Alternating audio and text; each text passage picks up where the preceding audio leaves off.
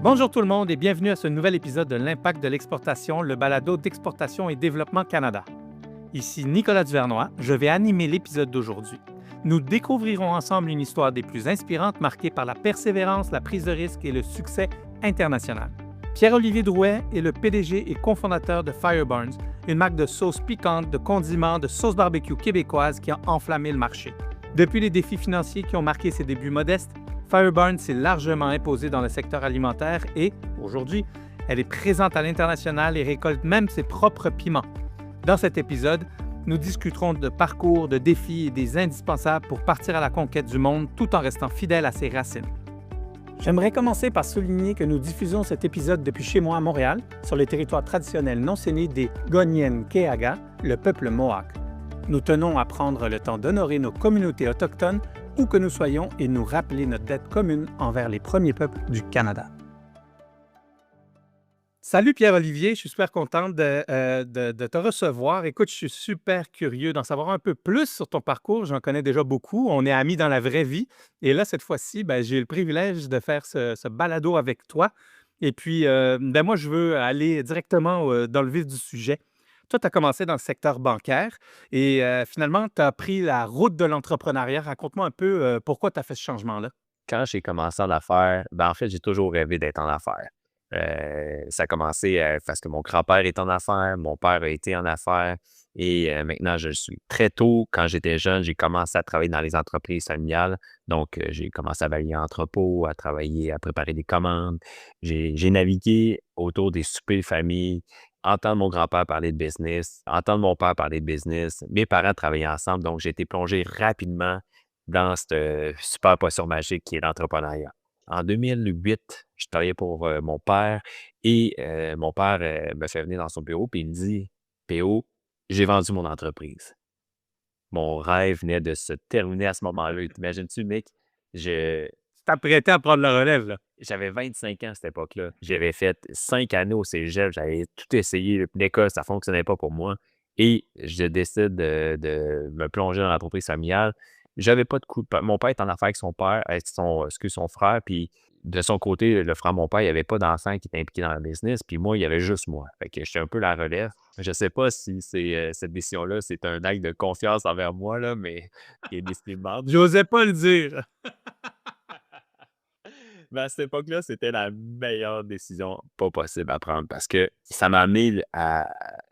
Tu sais, ma vie était commencée. C'est sûr que je perds mon travail. J'étais obligé de retourner un peu à l'école parce qu'il fallait que je m'éduque. Je savais zéro ce que je voulais faire. J'étais vraiment perdu dans ma vie. Et ça m'a amené à aller à l'université puis à travailler dans le domaine bancaire tout après. Fait que je me suis mis à travailler pour RBC comme directeur de compte. Puis ça ne me concordait pas comme pour moi. Là, j'ai décidé à ce moment-là, c'était au début de Facebook, tu sais, des publicités Facebook là, en 2012, 2013. Et là, je vois une publicité d'une compagnie québécoise qui avait un siège social en Floride. Pour aller travailler en Floride, ça prenait les deux langues. Fait que j'ai décidé, je suis parti là-bas. Et c'est là-bas que, par erreur, lors d'un match des Canadiens dans un bar sportif, avec mon ami Max, il avait commandé des ailes piquantes, moi des ailes qui n'étaient pas piquantes. J'ai pigé dans un bol d'ailes piquantes par erreur, puis c'est mon amour de la sauce et du goût piquant a commencé là. Donc, c'est en Floride avec les mauvaises ailes piquantes, les ailes de poulet piquantes que tu as découvert finalement une passion sur tout ce qui est épicé en quelque sorte et sur l'entrepreneuriat. Et puis, tu as fondé Fireburns en 2015, puis en 2017. Hein, je m'en rappelle, vous connaissiez quand même un beau succès, mais là, vous êtes passé à l'émission Dans l'œil du dragon à Radio-Canada et vous avez refusé, finalement, c'est le rêve de tout entrepreneur d'accepter une offre en ondes, mais vous avez refusé une offre de 300 000 $.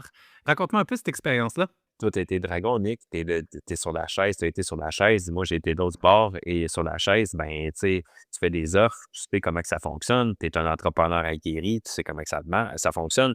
Moi, j'arrive devant les dragons, ça faisait 2 ans que j'étais en affaires et là, je m'en vais demander 300 000 $ pour 20 de la business. Il fallait pas que je connaisse vraiment la business pour me demander ce genre de demande-là.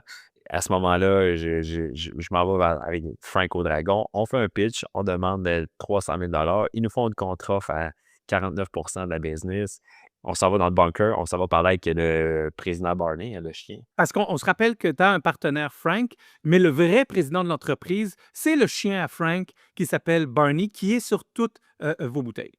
Maintenant, Barney Junior. Barney Junior maintenant, il y a la relève. C'est ça qui a pris la relève.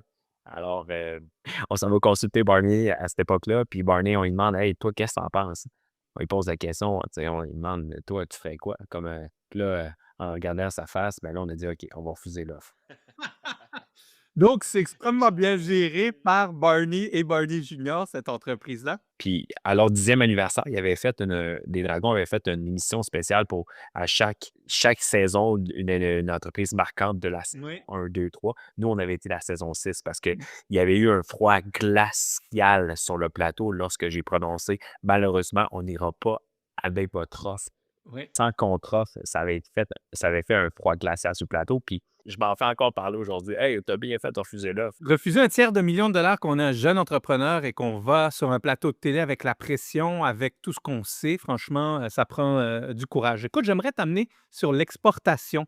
Vous avez commencé il y a quelques années l'exportation, puis c'est quoi les étapes que vous avez suivies, tu sais, autant pour l'étude de marché que pour trouver des débouchés là, lucratifs pour ton entreprise Fireburns?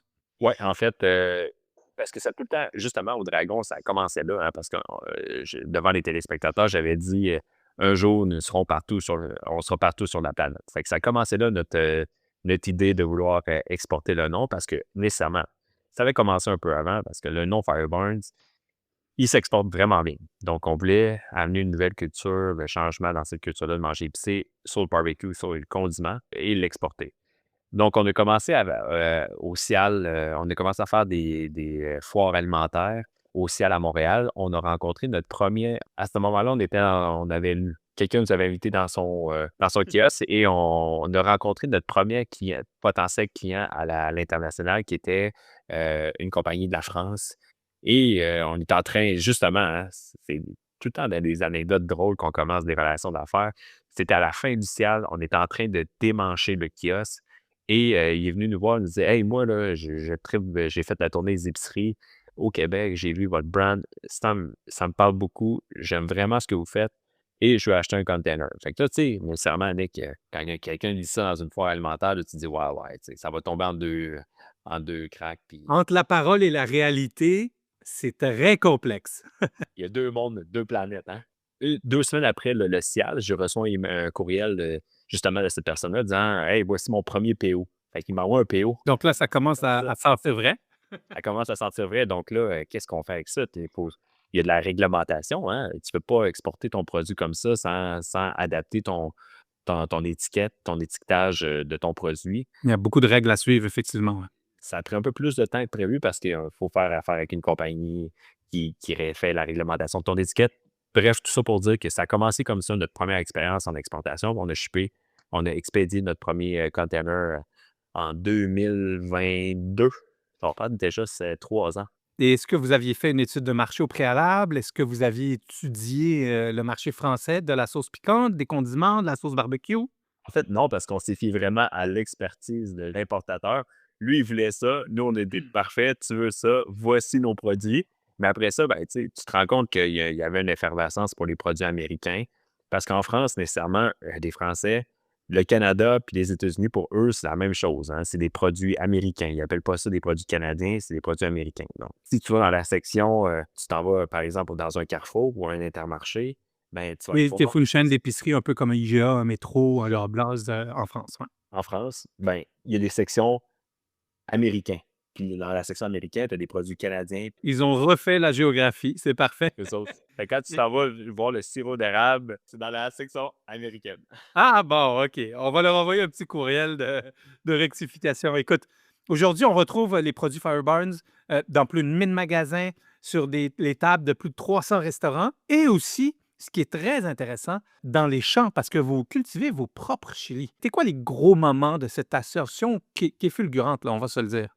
Oui, ça avait changé quand même les points de vente, Nick, avec l'entrée au Canada, là. Et en France, mettons, on peut dire, en tout et partout, là, à la fin, je m'attends là, qu'à la fin de l'année, là, on soit un peu plus que 4000 là, de points Wow, de vente. OK. Avec l'entrée aux États-Unis, là, si tout va bien, on devrait être quand même dans 2000 points de vente aux États-Unis, plus la France. Et tu sais, faut pas oublier que ça paraît beau, là, tous ces chiffres-là de 3 000 à 4 000 magasins, mais on vend des produits qui tombent quand même à la goutte, là. C'est rare qu'on achète un litre de sauce piquante toutes les semaines. C'est ça, fait que, tu sais, c'est beau, mais c'est pas, faut pas s'imaginer qu'on vend 6 containers par mois en France puis 6 vannes aux États-Unis, là. La moitié du boulot, c'est de rentrer le produit dans les magasins. L'autre moitié, c'est de le sortir. Il faut aussi faire connaître sa marque. Il faut que le client en demande. Puis les champs piments, ben, ça a commencé parce qu'on avait de la misère en 2018 2019, on avait de la misère à trouver 2018, on avait de la misère à trouver des piments. On cherchait des piments, il n'y en avait pas sur le marché. Fait que là, nous, on s'est dit: «Crime, il y a sûrement des piments qui poussent au Québec». Fait qu'il y a un contact qui m'a emmené dans une ferme à Saint-Damas, à Montérégie, puis eux, il y en avait des jalapenos rouges à ce moment-là et j'ai décidé d'acheter tout ce qu'il y avait sur place à ce moment-là. Puis notre relation a commencé comme ça pour finir à faire pousser des champs pour nous autres. Super populaire. Donc, nous, ça a été commencé comme ça. Donc, rapatrié parce que c'était souvent importé au Canada par avion. C'est drôle à dire, les piments forts arrivaient par avion en provenance de l'Europe, puis par camion en provenance des États-Unis. Mais là, on les fait pousser ici au Canada, au Québec, ce qui nous permet de contrôler nos récoltes. C'est sûr que il y a certaines catégories de piments qui sont plus durs à avoir parce que notre volume augmente, puis des fois, il faut s'approvisionner à l'extérieur, mais majoritairement, tous nos piments poussent ici. Chaque année, disons environ, c'est combien de tonnes de piment que vous utilisez pour vos différents produits? Entre 100 et 150 tonnes, puis entre 100 et 150 tonnes de piments qui poussent ici, qu'on utilise. Moi, je suis curieux, là. Tu le sais à quel point moi j'aime beaucoup tes produits, puis j'aime beaucoup manger épicé. C'est pas tous les piments qui peuvent être produits au Québec ou c'est pas Oui. tous les piments qui peuvent être produits Oui, pas mal. en quantité? Majoritairement, pas mal tout, mais c'est la quantité parce qu'en serre, il y a pas beaucoup en fait, pratiquement pas de ferme qui fait pousser des piments en serre. C'est principalement des tomates, de la laitue, tu sais, tout ce qu'on mange au quotidien. Heu, c'est principalement en terre, donc en terre, c'est de mai à septembre.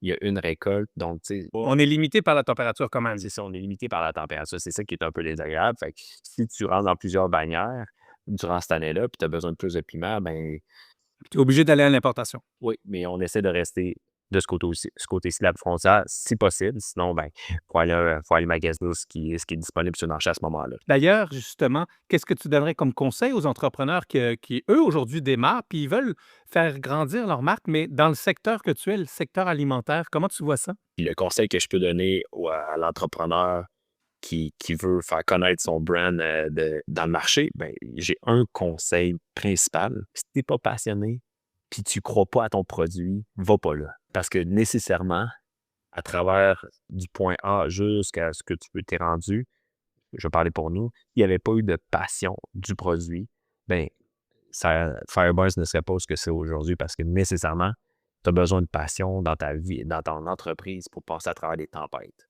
Faut que tu sois convaincu, fini là.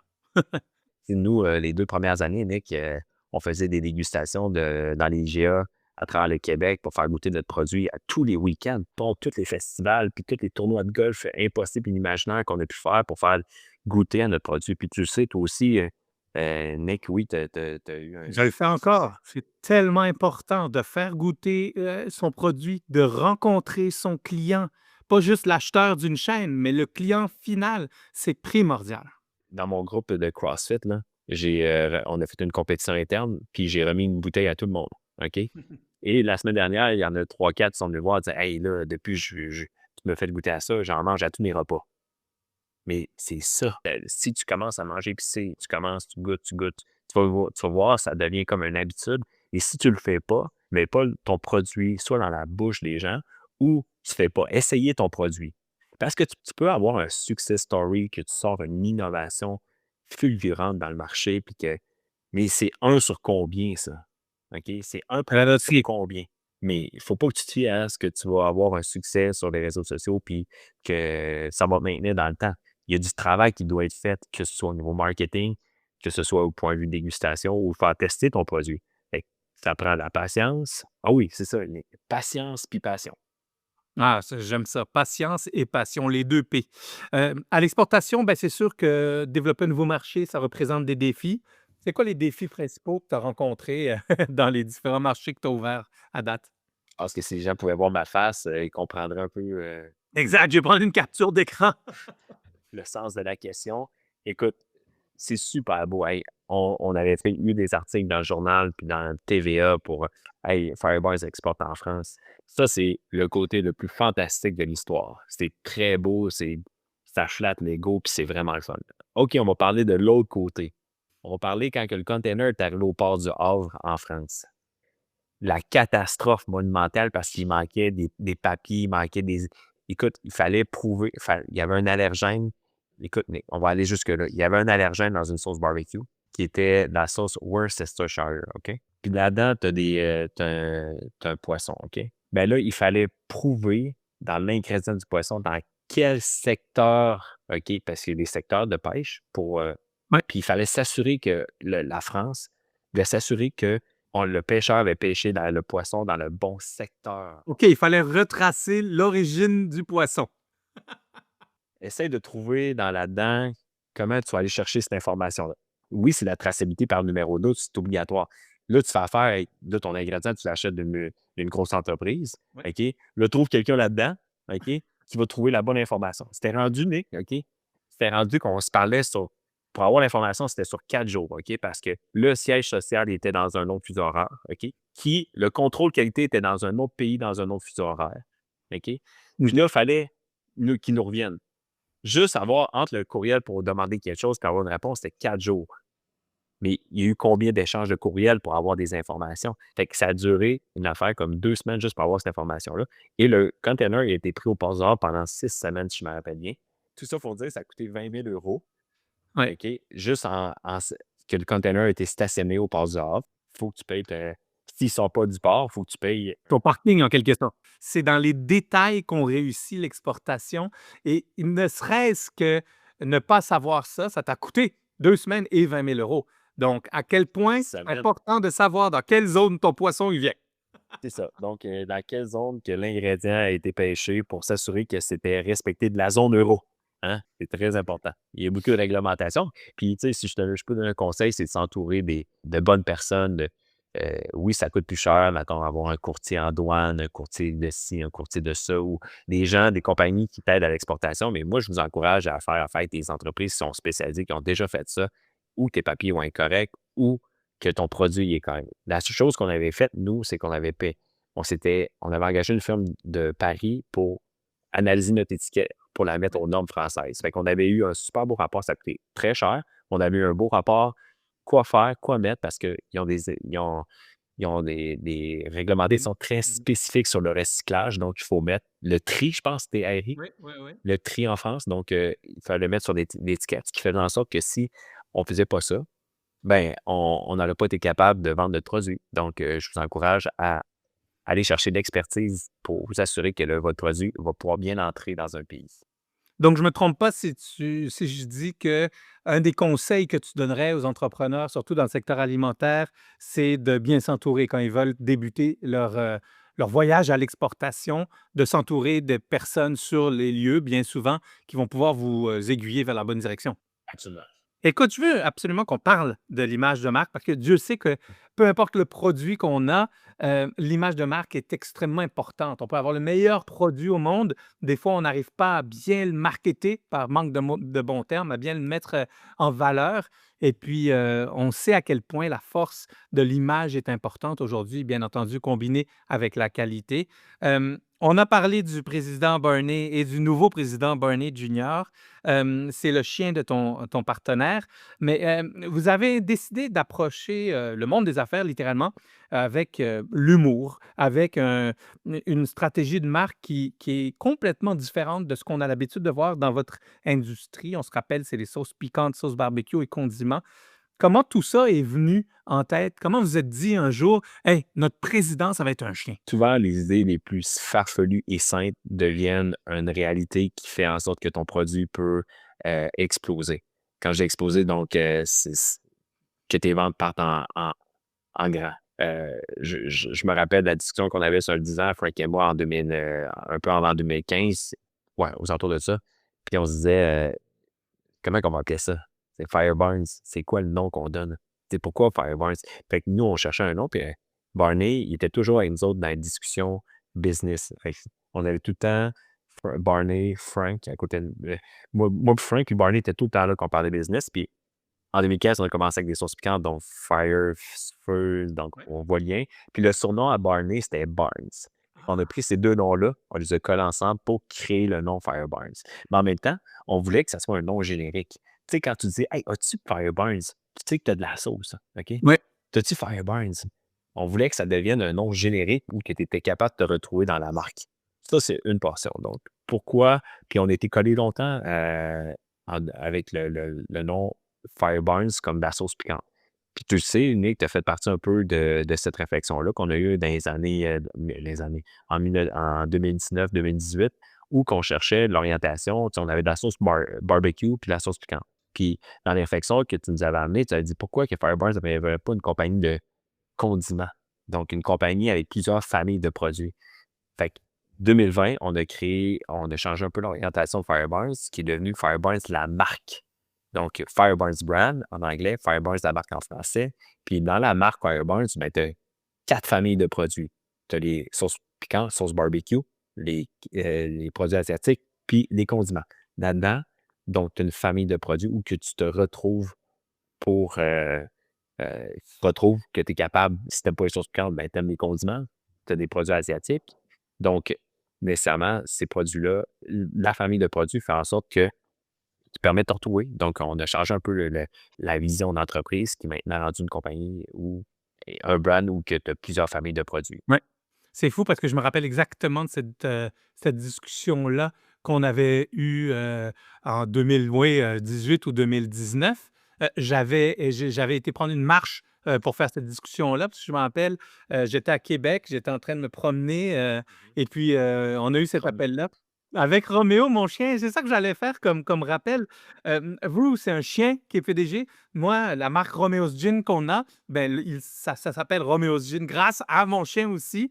Donc, c'est peut-être un autre conseil aux entrepreneurs d'avoir un chien, hein, qui peut nous inspirer.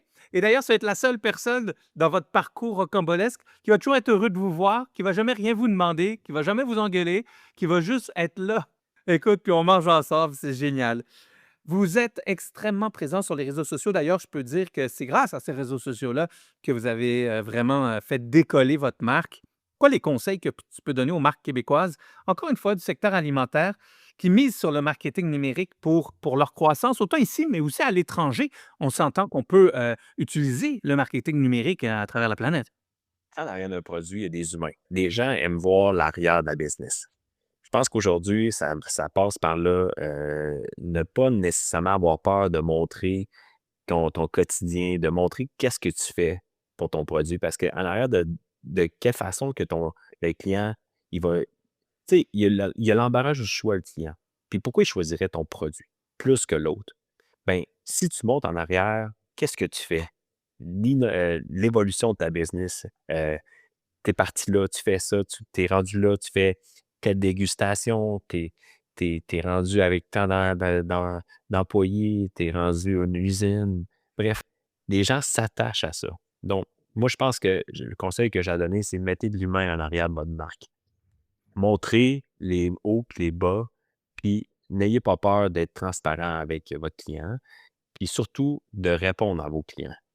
Mhm. On essaie le plus possible, nous autres, de commenter puis d'écrire à tous les clients qui nous écrivent.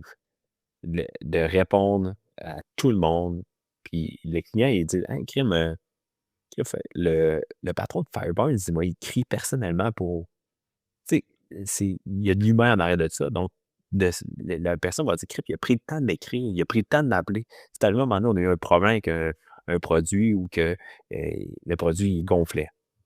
Ben, durant cette période-là, ben, on demandait aux clients, écoute, appelle-nous, donne-moi ton numéro de téléphone, je vais t'appeler. Fait que je parlais personnellement aux clients pour leur dire, écoute, voici ce qu'on va faire, on va te renvoyer ça, on va t'y franc. Les clients crème, je l'ai appelé personnellement pour lui dire. Moi, c'est le conseil qu'au niveau réseaux sociaux, soyez proche de votre client et ne gênez-vous pas pour mettre aussi votre quotidien puis montrer ce que vous faites. Les gens, les gens aiment ça. Les coulisses, très important. Écoute, on va se laisser sur deux petits points. J'aimerais savoir, dans toute ton expérience entrepreneuriale, C'est quoi ton plus beau coup, puis c'est quoi ton coup que que tu regrettes? Mon plus beau coup, je pense c'est une bonne Tu peux question. nous envoyer la réponse dans 2 semaines par courriel, il y a pas de problème. Non, mais mon plus beau coup, je pense, Nick, merci, Nick. J'aime bien ça quand tu me fais sentir comme ça. Ça, c'est le genre de choses qu'il me dit au téléphone, là. Vous allez Mais vraiment sérieusement, ça me prendrait 30 minutes là, de te répondre à ça aussi, là. Je t'ai juste eu, par la bande, mais c'est parce que moi, je pense à plusieurs trucs, mais je crois que pour revenir à si je peux t'aider peut-être, moi, je crois, l'entreprise que je vois depuis, des années, presque le premier jour évoluer, je crois que le changement de direction, de décider de ne plus être une entreprise que de sauces piquantes, mais d'être une entreprise, alimentaire littéralement pour presque tous les repas de la maison. C'est une décision extrêmement, stratégique qui vous a, fait rentrer dans une autre ligue, là. ceux qui écoutent, j'en paye le prix parce que je dois donner une cote à Nick à toutes les ventes. Je Non, je n'exige qu'un produit de temps en temps pour, par amitié. c'est ça, je t'agace, Nick. Je te dirais aussi un des bons coups, ça c'en est un, mais un des bons coups, c'est d'avoir été en affaires avec mon père. Parce qu'en équipe, tu vas plus loin, puis je crois que l'investissement que mon père a fait, puis mon père, il m'a pas donné d'argent. Il a investi, puis je donne des intérêts sur son argent. Puis je pense que ça, c'est une excellente chose. Il me fait gagner chaque dollar, investi dans cette entreprise-là. Puis il m'a montré puis être avec lui à ses côtés, je pense que c'est un des bons coups que j'ai fait en affaires. Puis un des moins bons coups, c'est d'avoir, sorti le Clamato Fireburns. Ouais, ça, c'est un des moins bons coups que j'ai fait, ça a été Bah, une c'est pas catastrophe. tous les produits qu'on lance Ouais, qui connaissent automatiquement du succès, mais il faut savoir rebondir de ça. c'est ça, exactement. Puis je te dirais, tu sais, on pense à tous les moins bons coups. Il y en a une multitude, mais qu'on pourrait dire, je pense que tu serais capable d'en mettre, plusieurs aussi sur ta liste, mais Absolument. lesquels choisir, tu sais, il y en a. Mais chaque mauvais coup nous amène là où ce qu'on est, puis on apprend. L'objectif, c'est juste d'avoir plus de bons coups que de mauvais coups. C'est ça. Je pense qu'il y en a qui vont dire, ben, c'est d'avoir fait une usine, parce que ça a ça coûte extrêmement cher d'avoir une usine. Mais moi, je trouve que dans la pandémie, pas avoir une usine, on serait plus là aujourd'hui. Parce qu'avec tout ce qui s'est passé dans la pandémie, ça a été une catastrophe pour plusieurs personnes au point de vue de l'approvisionnement. Et nous, on avait notre usine, on pouvait contrôler notre production. Donc, je pense que ça a été un- ça, c'est un bon coup aussi d'avoir fait l'usine. Ben, Pierre-Olivier Drouin, que j'appelle PO, écoute, cofondateur et PDG de Fireburns, ben, merci d'avoir été avec nous. Merci à vous. Et puis, je te souhaite une bonne continuation et puis un franc succès dans tous les marchés que tu vas ouvrir. Merci beaucoup.